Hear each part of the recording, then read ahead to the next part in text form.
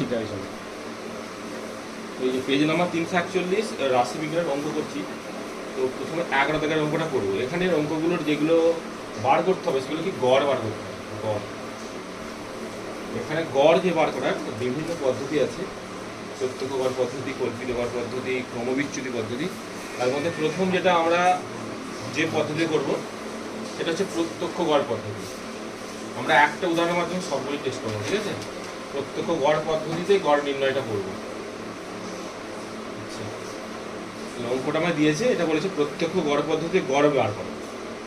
তাহলে এই অঙ্কটার প্রথমে বয়সটা, রোগীর সংখ্যা যে দেওয়া আছে, বয়সটা কিরকম দেওয়া, একটা শ্রেণীতে দেওয়া আছে, রেঞ্জে দেওয়া আছে, 30 থেকে 34, 35 থেকে 39, 40 থেকে 44, 45 থেকে 49 ইত্যাদি যে দেওয়া আছে।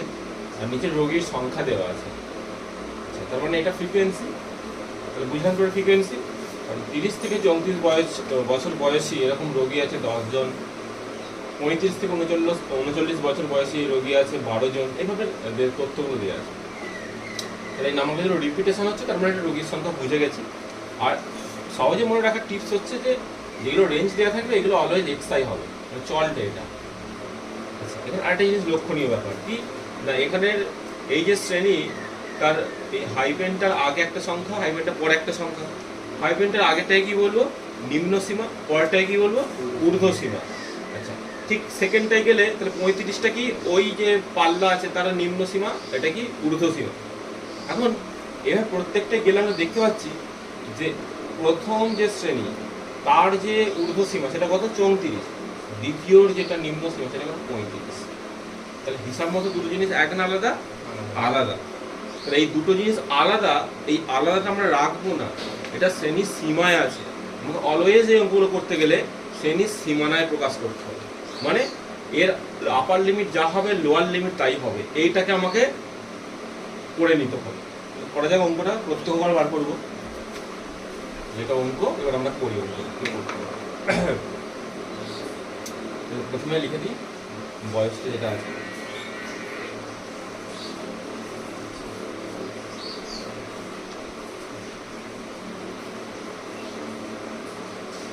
তারপর চিত্র রোগীর সংখ্যা,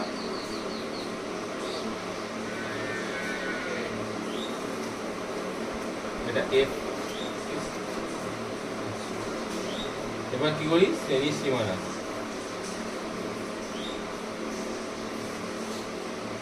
আমাদের এই কথা স্টেপ একটু এক্সটেন্ড কটা আছে, 1 2 3 4 5 6, 2 3 4 5টা 6টা।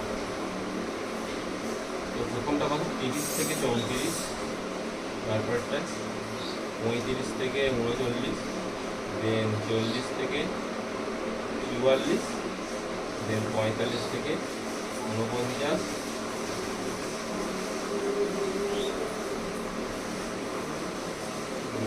10, 12, 15, 6, 4, 3। শ্রেণীর সীমানা বার করতে গেলে যে তাহলে এর আপার লিমিট 34 এর লোয়ার লিমিট 35 কি করে এক জায়গায় নিয়ে আসবো না, করবো কি 35 থেকে এর যে আপার, এটা লোয়ার আর এই যে আপার, এর লোয়ার থেকে এইটার আপারটা বিয়োগ করে 2 দিয়ে ভাগ করবো। 35 থেকে 34 বাদ দিলে কত হয়, 1, 1কে 2 দিয়ে ভাগ করলে কত হয়, 0.5। তাহলে কি বললাম, এর যেটা আপার, এই যেটা লোয়ার, এর লোয়ার থেকে আপারটা বাদ দিয়ে 2 দিয়ে ভাগ করেছি, তাহলে 0.5। এবার এই 0.5টা এর সঙ্গে এর থেকে বাদ দেবো, মানে লোয়ারকে আরো লোয়ার করবো, আপারকে আরো বড় করবো, যে ছোট তাকে আরো ছোট করবো, যে বড় তাকে আরো বড় করবো। 34 থেকে 0.5 বাদ দিই, তাহলে বাদ দিলে কত হবে, 29.5। আপারটা কত হবে, 34.5। তারপর তাহলে কত হবে, 34.5 থেকে 39.5। তারপরটা 39.5 থেকে 44.5। তারপরটা 44.5 থেকে 49.5। তারপরটা 49.5 থেকে 54.5। এটা 4.5 থেকে 59। আমার এই কাজটা মিটে গেল।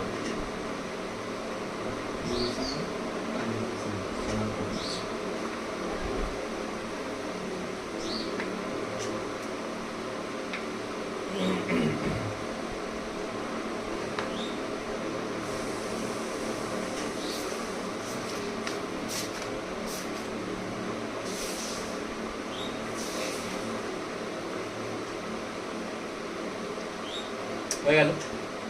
এর পরের কাজ,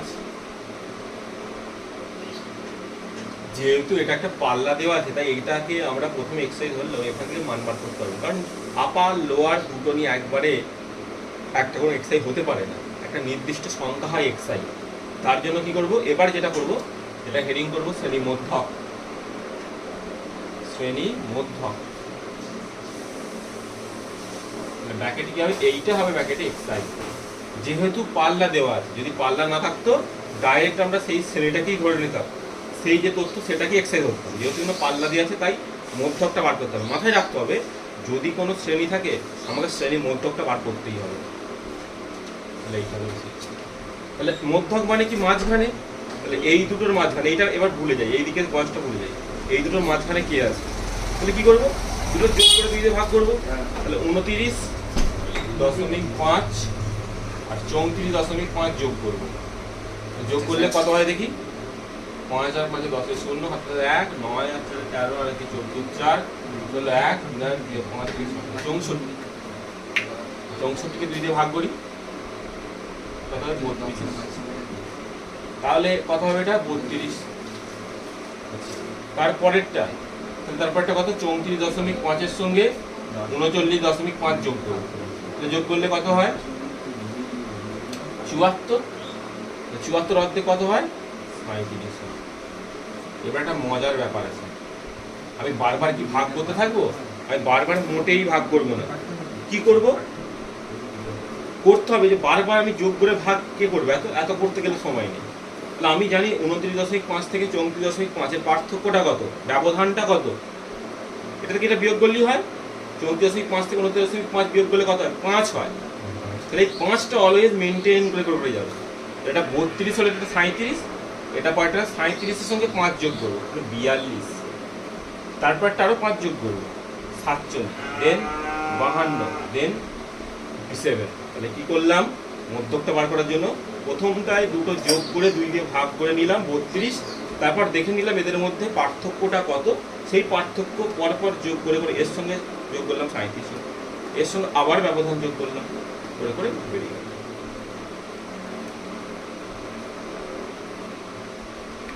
তো আমাদের প্রত্যক্ষ গড় নির্ণয় পদ্ধতি আর একটা স্টেপ করলে অঙ্কটা আমার শেষ। এর পরের যে স্টেপ করব সেটা হবে FI/XI। FI/XI মানে কি, FI/XI এর গুণফল। তাহলে FI টা প্রথমত 10 গুণ 32 করলে কত হয় 320, দেন 12 গুণ 37, তারপরেরটায় 15 গুণ 42, 6 গুণ 47, 4 গুণ 52, 3 গুণ 57। গুণগুলো হয়ে গেছে। এবারে কাজটা হচ্ছে FI/XI যোগ করা। এবার দেখো সামেশন FI/XI, সামেশন মানে বলে দিচ্ছি আগের দিন কি যোগ করা। তাহলে এই কটা যা আছে তথ্য এগুলো যোগ করবো আর এইটা যোগ করবো, এখানে সামেশন FI টা যোগ করবো।